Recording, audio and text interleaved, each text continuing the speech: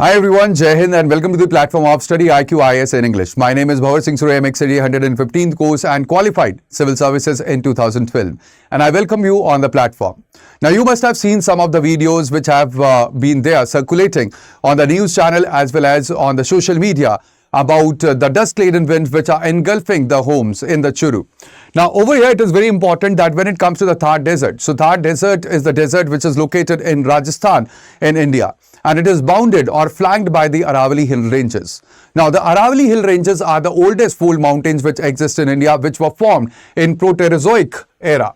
Now, when it comes to the Aravalli hill ranges, they act as the massive barrier which intercepts the hot and the dust-laden winds which blow towards the east. Ultimately, they protect from the desertification of the Indo-Gangetic plains. At the same time, when it comes to the Aravalli hill ranges, so you can see that on the western slope, you will find that there are the obstacle dunes which are formed basically by accumulating of the sand particles. And they serve as the physical evidence of the protected role of the Aravalli hill ranges. Also, along with this, there is the natural tree cover which is there on the Aravallis, and it acts as a vegetative scrubber, which actually slows down the wind velocity and ultimately filter out the dust particles reaching into the Delhi NCR region. Now, when it comes to the Aravalli hill ranges, they stretches to about more than 690 kilometers, and they cover right from the from the Gujarat. They are expanded through the Gujarat as well as in Haryana and ultimately in the Delhi as well. And this is where we have the dividing line, or you can say that this is the water divide that is between. We have the arid, the west, the Thar Desert that is there. We have the semi-arid fertile plains which lies to the east of the Aravalli hill ranges as well. Now, when it comes to the Thar Desert, it is moving towards the east, and ultimately there are the fear that it may engulf, or the desertification, it may reach towards the Delhi NCR region. Now, why is that? The first and the most important thing is that the Aravalli hill ranges, or the shield that is there, it is weakening. There is massive illegal mining of silica along with silica granite as well as sandstone, and combined with the rapid deforestation that the complete Aravallis is right now experiences, and ultimately that is what has led that there had been physically leveling up of the parts of the Aravalli hill ranges, and this has created the gaps in the mountain spine or in the Aravalli mountains that is there. There is also strong pre-monsoon winds. Now, these pre-monsoon winds, they act as the natural conveyor belt, and deprived of this physical barrier, that is the Aravalli hill ranges, these winds, they blow sand and dust directly through the gaps and ultimately causes the desert-like condition to creep the eastward. So when it comes to the desertification, or the desert, is the desert moving east? No. The desert is there, but when it comes to the eastward movement, it is basically the transport of the sand and the dust particles through the wind process or the aeolian processes, and ultimately this is because of the newly opened gaps in the Aravalli hill ranges that leads to the land degradation in the neighboring plains or the Indo-Gangetic plains or in the Delhi NCR region. Now, over here, it is very important that when it comes to the, the complete concept, you can understand that we have the mesh that is there in front of the door or in the windows. So, just like that, we have that fine wire mesh screen that is front of the door or in the window. So, in the same manner, we have the Aravalli hills. Now, what happens is that if the fine mesh is there, so of course, when the wind will blow, so ultimately that fine mesh, it will filter out the winds, it will filter out the dust, it will filter out the sand particles, the insects. And that is what happens usually, and that is why we have that fine mesh window that is being created. So, it filters out everything, and it is only the wind that blows through. In the same manner, the Aravallis also act like that fine mesh window that is there that filters out everything, or it except from the wind, and ultimately the sand, it is filtered out by the Aravallis, and it is just the wind that blows towards the north of India.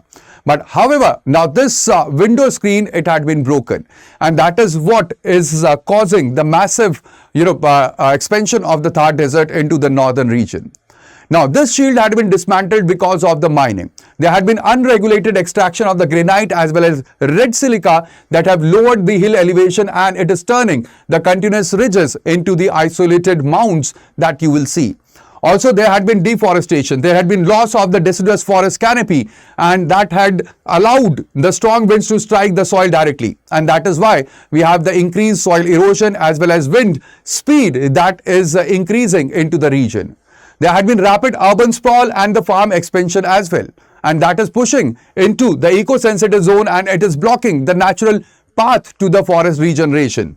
So over here, while the desert environment is naturally dynamic, there is the rapid acceleration of the sand movement that we are seeing, and it is right now entirely man-made because of the destruction of the Aravalli Hills, and even because of the rapid urbanization and the urban sprawl that we are seeing right now. So geomorphic shield, they require that there are the millions of the year to build, and we have seen that the Aravallis are basically the oldest fold mountains in India. However, they could be dismantled in the decades, and that is why it is very important that we must understand that the Aravallis, they are very important for the complete process. So as the westerly winds, they sweep across the Thar Desert, they collect the dry sand, and the rate of this aerial transport or the sand particles, it depends heavily on the wind velocity that is there. All right, and that has led to the engulfing of the Churu region by the windstorm. So the Churu and the surrounding district recently, they have witnessed the violent dust storms that you must have seen or in the videos. While it is common in the summer, the meteorologists, they have highlighted that there is a scary shift that we are witnessing right now. Now this dust, usually what happened was, in the previous times, what happened was that the wind velocity have to be very, very strong so that these dust storms or the wind storms, they would originate. But right now what is happening is that now the dust is traveling to the northern plains even when we have the moderate wind speed that is nearly about 35 to 40 km per hour. And this is indicating that the natural scrubbing filter or the Aravallis that were there, that was the filter of the Aravalli ranges, that has weakened significantly, and that is leaving the Delhi and as well as Haryana exposed to the expansion of the Thar Desert. Now, there is also the recent IMD data alerts that the national capital experiences an average of 2.5 times highly, dusty days in the June, and again this will get worsened because of the, degradation of the Aravalli Hill ranges that we have seen in the past few years. Over here, this will have multi-dimensional impact. When it comes to the environment, there will be accelerated loss of the biodiversity along with the drying up of the ancient aquifers and even the depletion of the organic matter in the Indo-Gangetic topsoil. Also, when it comes to the economic factors, so there would be the decline in the agriculture yield into the region because of the desertification, as well as there will be loss of mineral resources because of the corruption and even the rising cost of the air pollution mitigation as well in the Delhi as well as in Haryana. There are the constitutional dimensions as well. We have Article 48A that provides us with the directive principle of state policy, and even Article 51A(g) that provides us with the fundamental duty that the state and the citizen, they must protect and also improve the natural environment that is there.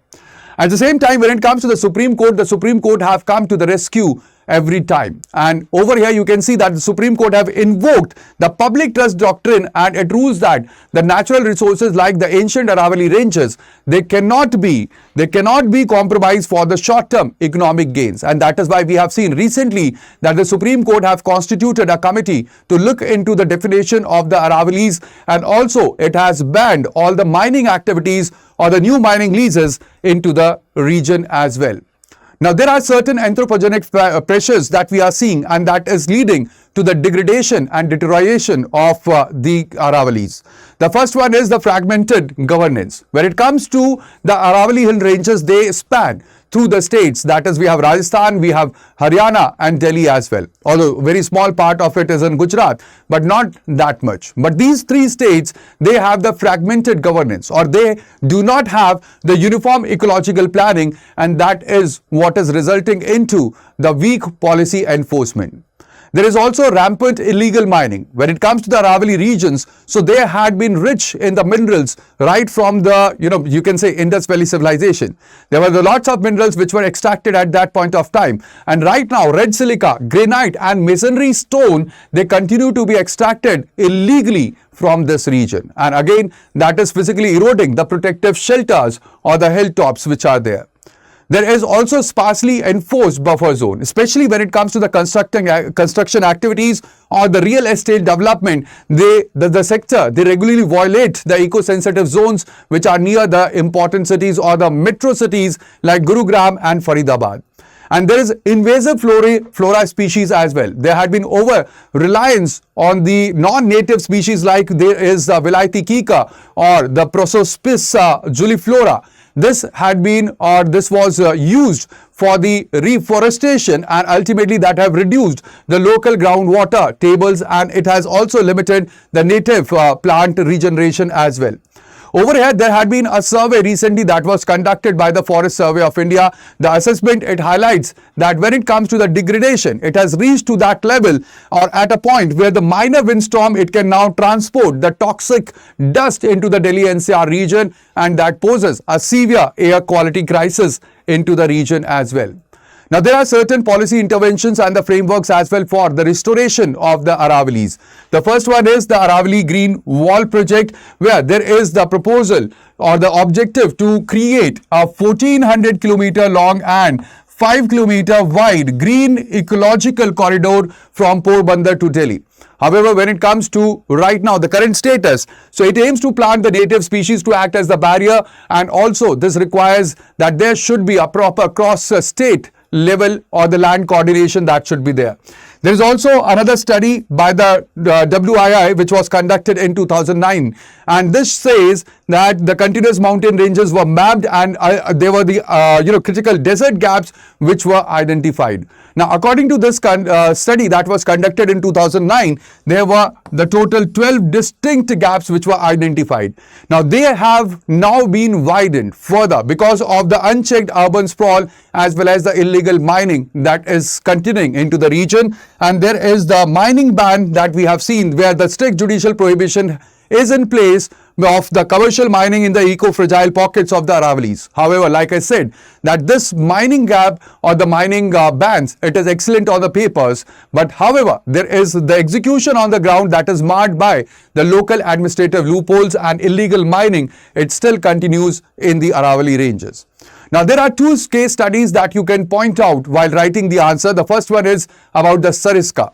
Now, there had been, when it comes to the Sariska Wildlife Sanctuary, so it is not just a tiger reserve right now, but at the same time, it is also a key buffer hill zone that is located here.